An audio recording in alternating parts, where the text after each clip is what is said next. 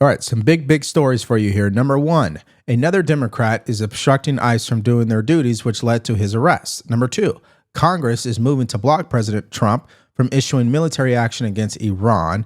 And number three, Los Angeles is demanding the federal government to pay for damages that was caused by the rioters. Of course, I'm going to show you what both sides are saying and then give you the bottom line.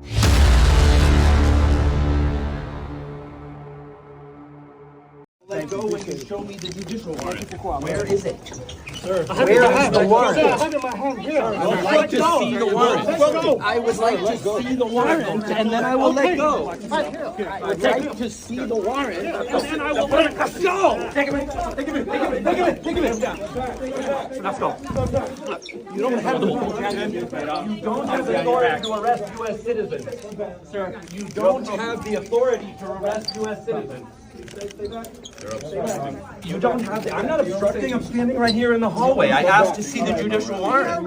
By asking for a judicial warrant, you don't have the authority to arrest U.S. citizens asking for a judicial warrant. Stay back, please, stay back. Travis, we go too. Sorry. No way. I'm safe. Where are you taking him? Hello? Since you have no authority to arrest U.S. citizens, where are you taking me? And with what authority? Why are you arresting me? With what authority? And where are you taking him? No! Security details. Number one is going to go with him, all right? Okay, so what you were just watching there is Brad Lander. He's the comptroller for New York City.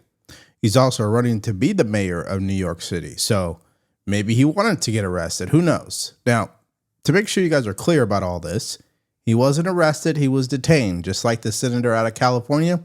You get detained, you get escorted out of the building, then they release you. But of course, Democrats are going to make this bigger than what it really is.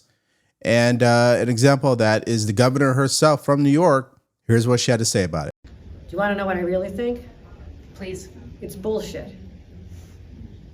How dare they take an elected official who's been going down there for weeks to escort people who are afraid to walk into a courthouse in the United States of America, because despite them having legal status and following the rules and making their appointments, that they don't know what's going to happen to them. So Brad Lander has stepped up to be a guiding help for them. And this is what happens to them. What the hell is happening to this country? I just left Little Haiti. People are being traumatized. Small businesses, people walking down the street. When I was there in August, the streets were mobbed. People were walking down the sidewalks. There were vendors everywhere. The traffic was crowded. Today, there was silence. People are living in fear. One woman just told me the ICE agents are going in and out of buildings there. They came here with legal status. Temporary protective status was legal. Tens of thousands of people came here with legal status, and it's literally ripped away from them. Okay, so it's clear that she's wrong, and I'll explain to you why. Number one, most of these people came to the country illegally, and then after a certain period of time, the Biden administration granted them temporary protective status. Now, the Supreme Court didn't just rule once, but they ruled twice that the temporary protective status could be revoked, and it has been revoked. So technically, as of today, they're not in this country legally anymore. Now, what I want to do first is show you what Ground News is saying, because it shows us what both sides are reporting about this story. And also it's going to highlight the new narrative surrounding President Trump that they want people to believe, and I want to debunk it. So if you guys want to follow along, all you have to do is go to ground.news/Devori. Now, what's cool is when you look up a story on Ground News and you scroll down, it shows you the articles, and they're organized based on the political spectrum. Well, when it comes to the left, you know what they're already trying to say? Another Democrat public official handcuffed and arrested. They act as if this is all Republicans do or what Trump has been doing. No, it should read as another Democrat defying orders from law enforcement. Now, let me show you what he had to say after they released them. Take a listen. And are going to make sure that at least they get as much help as we can provide, as New York City, as New York State can provide to help them avoid being separated or being detained. But then when we went back upstairs again, we had these next two cases, this Yoruba gentleman and then Edgardo, who we just tried to walk out of the building. And I think you saw the video. All I tried to do was just hold Edgardo's arm and ask the ICE agents, do you have a warrant? And they would not show me the warrant. And I said I'd let go of his arm as soon as they showed it to me, and they did not show it to me, and you saw what happened. Now, what you just heard there is what the left wants you to believe about what took place. That is one side of the story. That's why we're using Ground News to show you what both sides are saying so you can make up your own mind. And here's what the right is saying. ICE agents arrest NYC Democrat who tried shielding illegal alien from arrest. Oh, that's what happened. And this is why I continue to encourage you guys to use a tool like Ground News, because you got to be able to do your own research, compare what both sides are saying, and then make up your own mind. That's how you become a person who thinks for themselves, not someone who just listens to what mainstream media has to say. So if you want to use this tool for yourself, all you have to do is go to ground.news/Devori, or you could download the mobile app. Just use promo code Devori, and it's going to give you access to everything that I showed you in this video, including 40% off the Vantage. What happened to your America? What happened to our America? This is disgusting. This is not law. This is lawlessness. This is what our country has devolved to under Donald Trump. Enough. We are standing here in unity. All of us see what is going on. People that are following the law. The law. The United States Constitution. This president is violating the Constitution that he swore to uphold and protect. This is disgusting. Okay, well, since she brought up the law, let's actually go through it. ICE agents are allowed to detain or arrest people in common areas inside of a courthouse. That's number one. Number two, they are not required to have a judicial warrant to do so. And more importantly, if they have a deportation order that's been issued by an immigration judge, they can arrest anyone at any time, anywhere. And that anyone obviously is the migrant who received that order. So as far as I am concerned, they're following the law. Now, you may argue, why did they single this individual out? Well, it's very clear. He was obstructing them from doing their constitutional duty. That's why. So again, these are Democrats trying to score political points. I don't think it's going to work. But in our next clip, it doesn't matter to Senator Alex Padilla because he was just on the Senate floor pulling this political stunt. Take a listen. I was forced to the ground.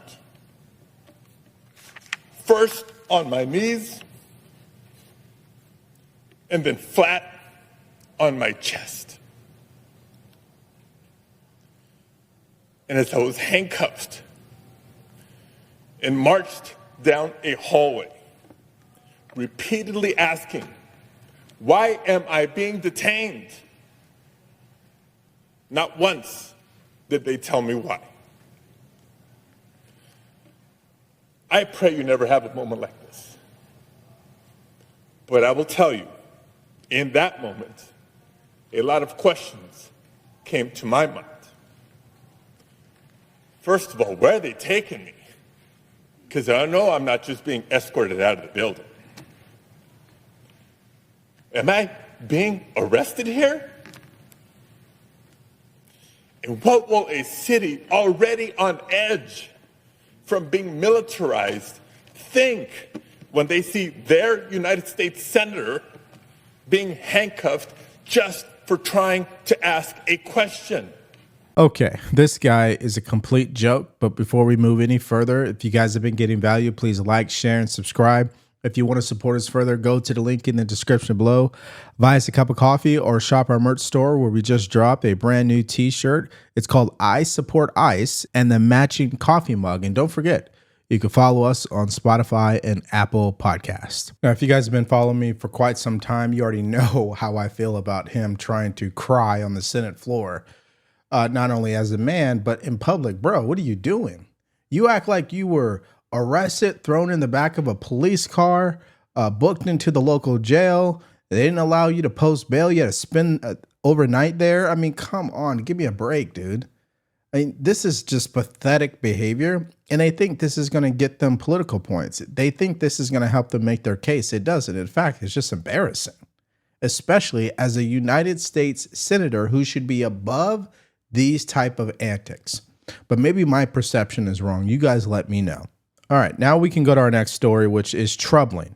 It is being reported that there is bipartisan support in the House where they're looking to pass a bill, both Republican and Democrats, that would prevent President Trump from executing military action against Iran. Now, we already understand that declaring war is something that has to come from Congress, not the president. But military action? Yeah, that's troubling. So let's hear more about this and what one congresswoman thinks on CNN. Take a listen. In the House of Representatives, a bipartisan measure by Ro Khanna, a Democrat, and Thomas Massie, a Republican, they're going to put forth a measure that would force President Trump to get approval from Congress before entering this conflict in some kind of greater way. A, how do you feel about that measure? And B, how would you vote on it? I think the Constitution is pretty clear. Only Congress has the power to declare war, and the president should be consulting with Congress. I know you had my colleague, Mr. Meeks, on here just prior, and he's exactly right. The president should be engaging with members of Congress from both sides, as a co-equal branch of government, the branch that has the authority to declare war. If this is something that the president is considering, the American people deserve a say in that through their representatives in Congress. This is an incredibly serious time, and it needs to be handled with the utmost thoughtfulness and care. Okay, so that's one way of looking at it. President Trump has not declared war, so of course they're jumping the gun here. That's number one. Number two, look at Thomas Massie. He posted this earlier this morning. I just introduced an Iran War Powers Resolution with Representative Ro Khanna to prohibit U.S. involvement in the Israel-Iran war. This is not our war. Even if it were, Congress must decide such matters according to our Constitution. Is this now Congress trying to usurp the president's authority?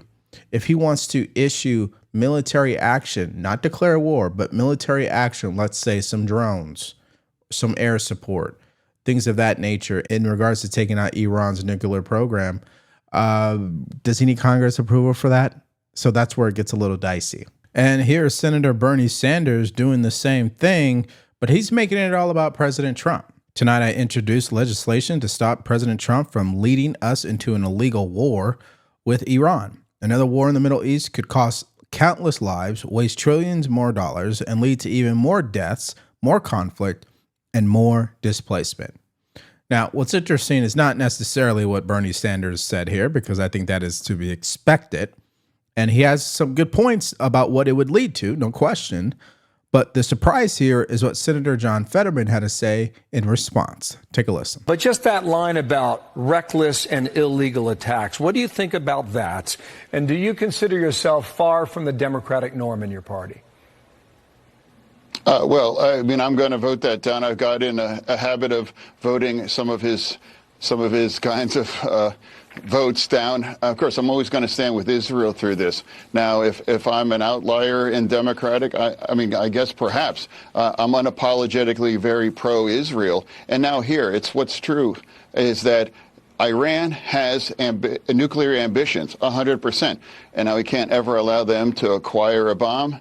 And now what's also true is that they have created the proxies. They have Hamas and Hezbollah, so now let's hold them accountable for this. And again, we absolutely magnificent what Israel has done since Saturday when this launched as well.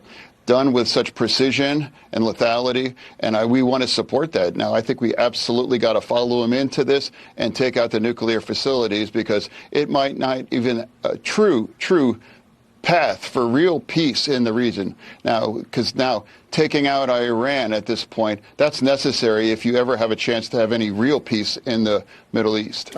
Okay, so there's a couple of problems facing President Trump. One has to do with his own base accepting the reality that America has been involved, will continue to be involved. And so the better question is, to what degree is acceptable? That is where the debate needs to take place. That's number one. Number two, as I just showed you, Congress looks like they're gearing up to stop the president from doing anything.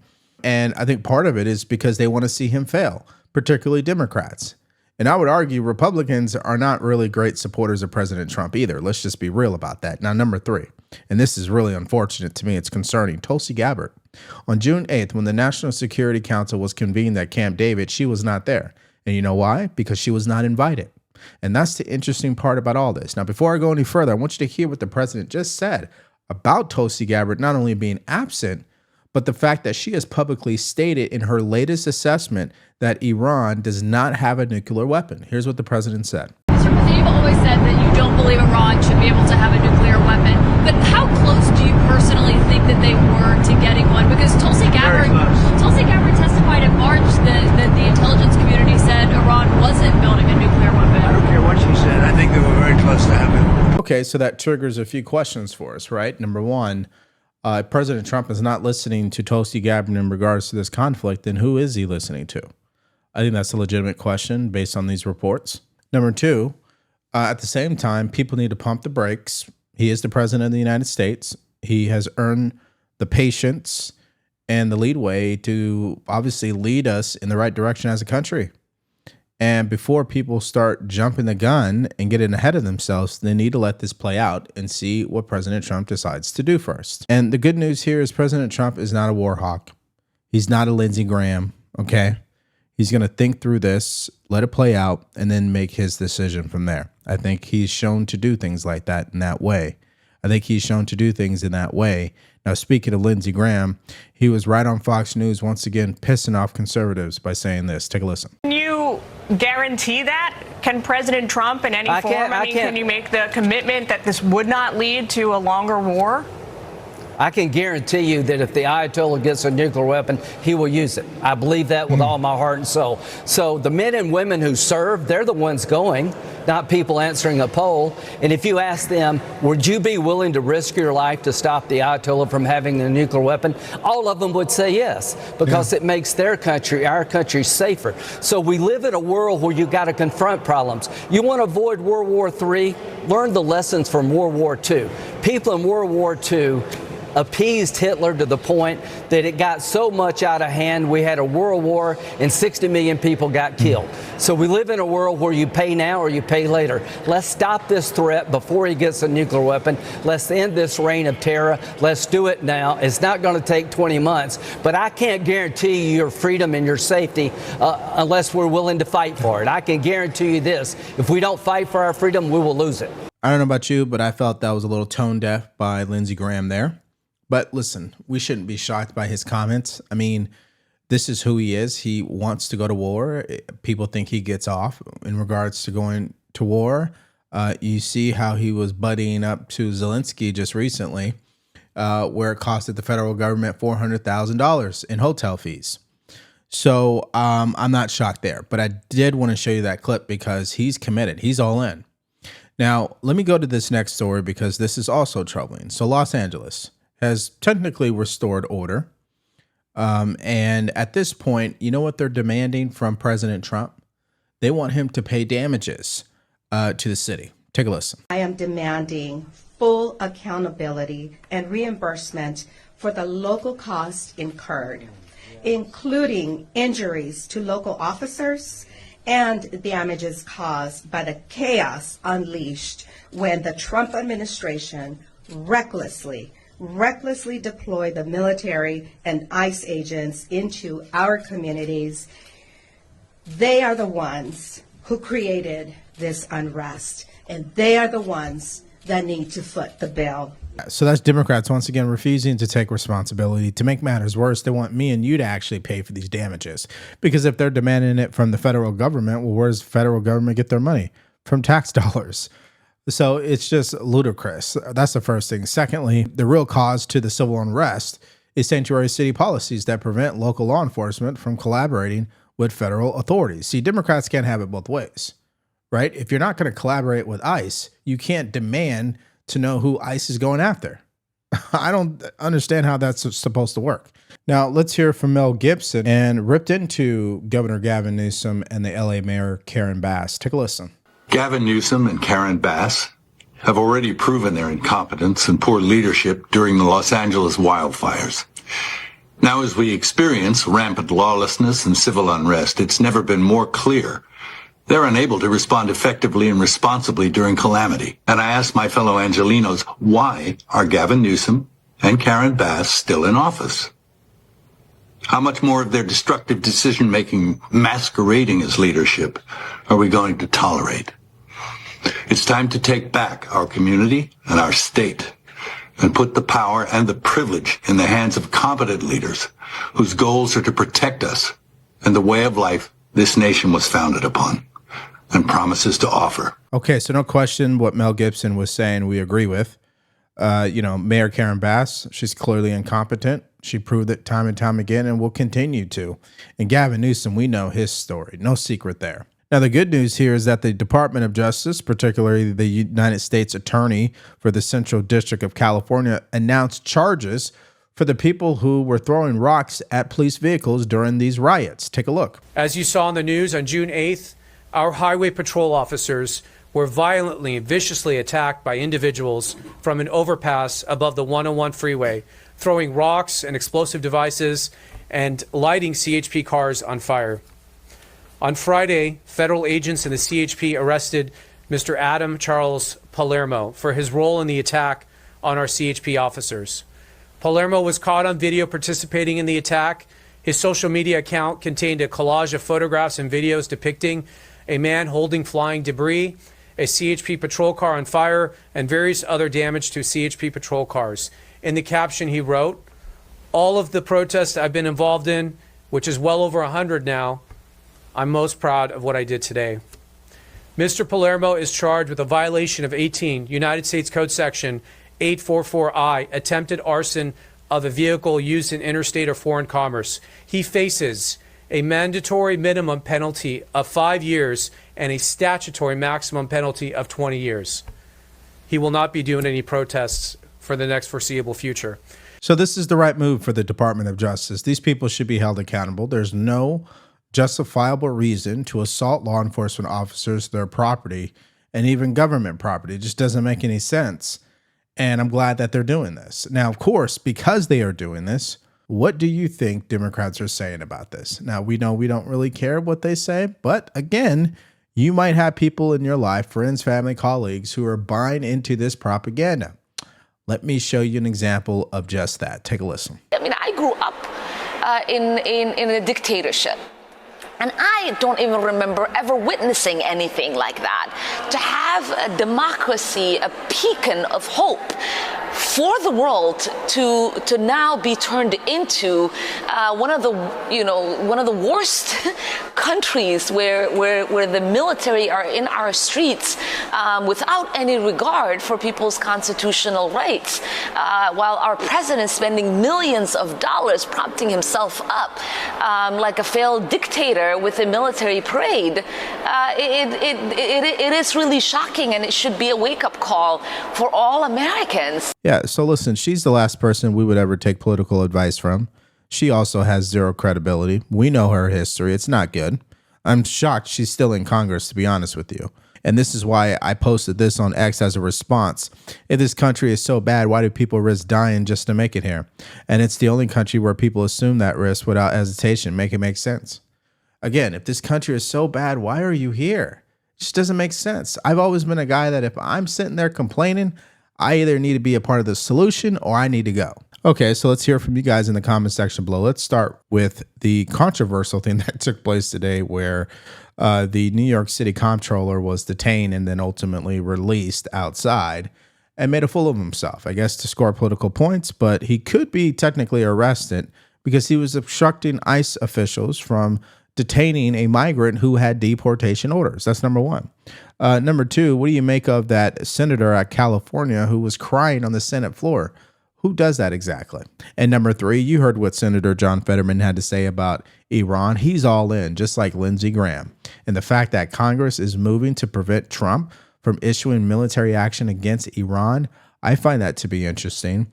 And lastly, what you guys just saw here, where the U.S. Attorney has announced charges against rioters who assaulted law enforcement officials.